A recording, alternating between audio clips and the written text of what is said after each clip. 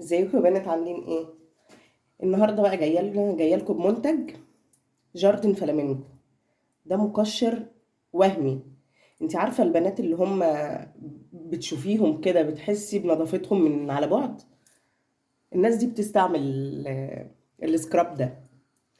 بصي بقى، انا هفتحه لك اهو من جوه. تحفه. بصي، هو بالكوكيز والكريم تحس ان انت طالعه لسه من الفرن. حاجه كده ريحتها قويه جدا. وهعمل لكم النهارده كمان سكراب انا بعمله بايدي، بس بستعمله ده استعمال شخصي. هعرفه لكم واحده واحده بس في اخر الفيديو. دوت بقى حاجه كده كريميه، حاجه كده تحبي تستعمليها. اول حاجه فيه السكراب دوت. ريحته طبعا انا قلت لكم. قوامه مش خشن، بالعكس قوامه كريمي كده، وفيه حبيبات سكر ناعمه. بشرتك لو حساسة هتستحمليه، هيبقى جميل عليكي. لكن لو بشرتك مش اللي هي ايه، اولا لو دهنية ما ينفعش ان انت تستعمليه، لانه هو بيرطب بزيادة، بيديكي تحسي ان في زيوت في وشك كده. نيجي بقى للمكونات اللي فيه. فيه زيت لوز وزيت زبدة الشيا، ودول خرافيين. بيسيبوا البشرة ناعمة طرية مرتاحة كده بعد التقشير. يعني مش بينشف الجسم زي السكرابات التانية. بتستخدميه دوت ازاي؟ بتجيبي بعد ما بتستعملي بعد ما بتعملي الشاور. بصي، بتاخديه كده. طبعا بيبقى جسمك لسه سخن، فالمسام بتاعتك كلها بتبقى فاتحة. دوت تسيبيه على جسمك 3 4 دقايق كده. لو عايزة جامد يبقى 5 دقايق. وركزي بقى على الأكواع، الحتت اللي هي الغامقة عندك.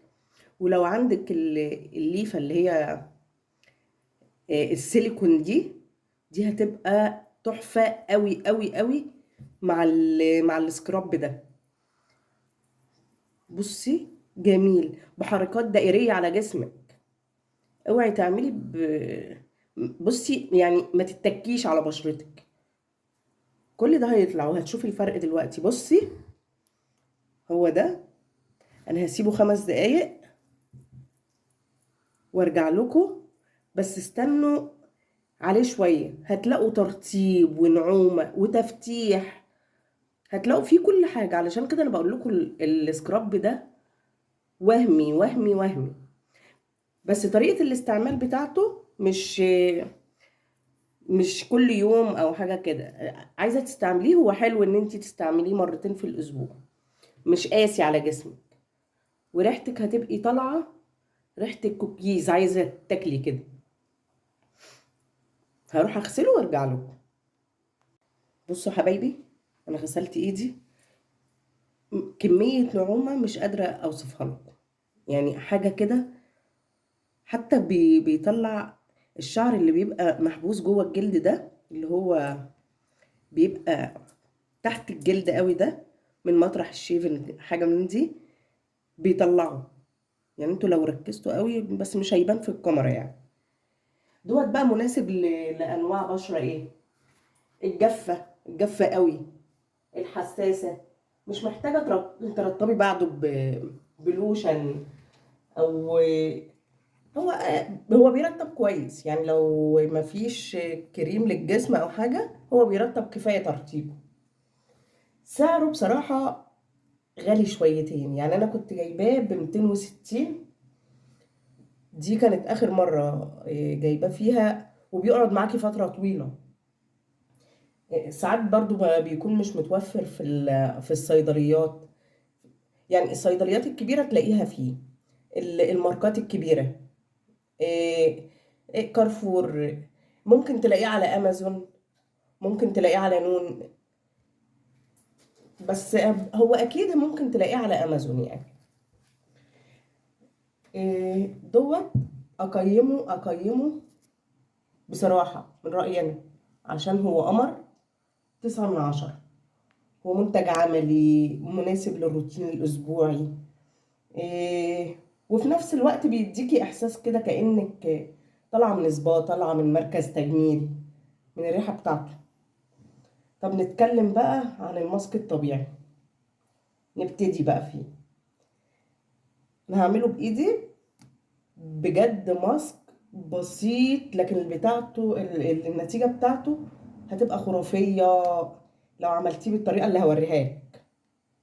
بصي بقى يا ستي، معانا دلوقتي كوباية سكر. ما تستخسروش في جسمكم يا جدعان،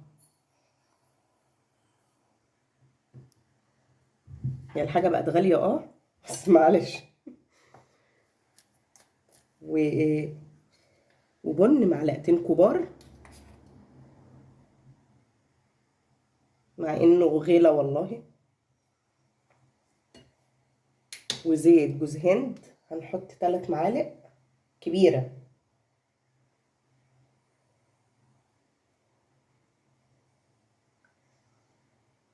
هنتكلم عن كل مكون دلوقتي بيعمل ايه.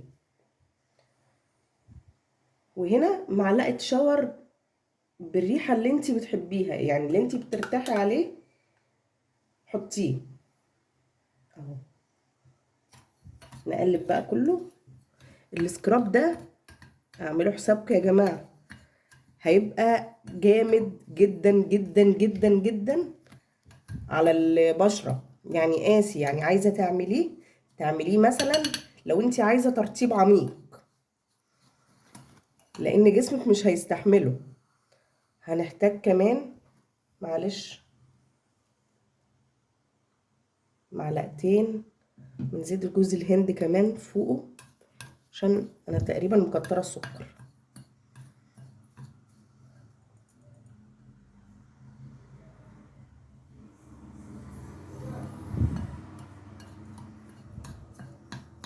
بصوا، لو انت بقى عايزة تحطي على وشك ممكن تقللي شوية سكر وتحطي عسل علشان وشك ما يلتهبش.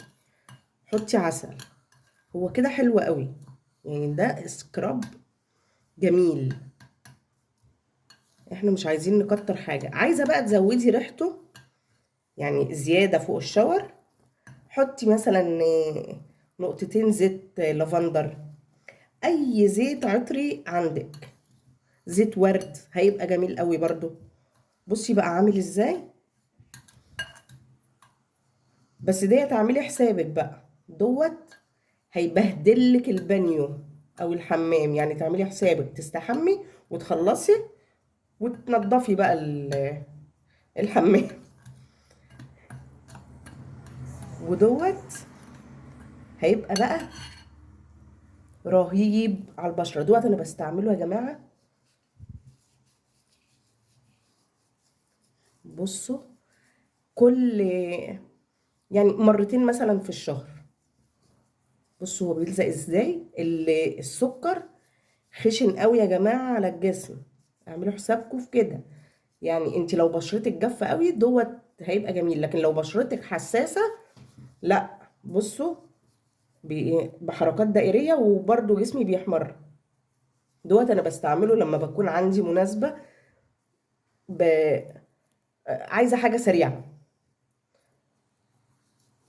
وتفرقي بيه بقى لو عندك الليفة المغربية، الله عليها. ممكن نحتاج شوية زيت، انا مش عارفة كمية السكر عندي ليه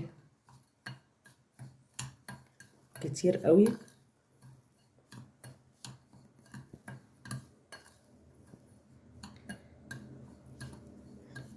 كده انا حطيت 7 معالق يا جماعة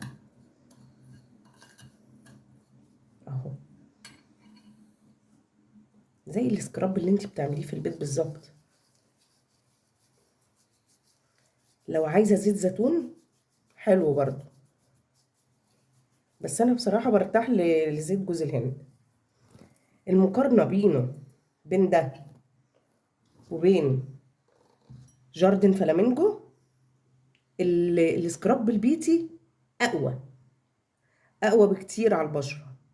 علشان كده انا بقول لكم ما تستعملهوش الا كل اسبوعين مثلا مرة. او لو انت محتاجة او جسمك جاف قوي او في حتت غامقة في جسمك زي الركب، الاكواع اللي هي اللي عند الصوابع من قدام كده، بيبقى في الحتت دي حتت سمرة، حطي فيها وقعديه اكتر مثلا من 5 دقايق على بشرتك، هيبقى جميل قوي. دوت انا هستعمله بقى. بصوا انا جايبه له برطمان مخصوص عشان انا بستغناش عن الماسك ده. ما ينفعش ان انا ادخل اخد شاور مثلا كل اسبوعين إلا لما اكون بعمله.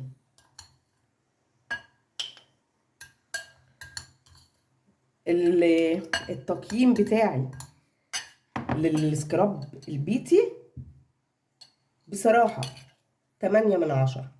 اولا علشان ريحته، ثانيا علشان ما ينفعش لجميع انواع البشرة. هو ينفع للبشرات اللي هي الجافة، لكن الحساسة الدهنية ال... هو ينفع برضو للعادية، لكن باقي البشرات لا، ما انصحكوش.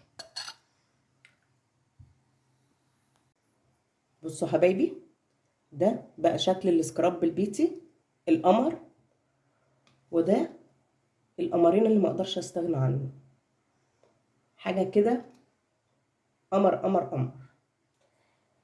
وكده اكون شاركتكم تجربتي مع السكراب الجاهز والبيتي بكل صراحة ووضوح كده والعلم، يعني دوت والله ما اعلان.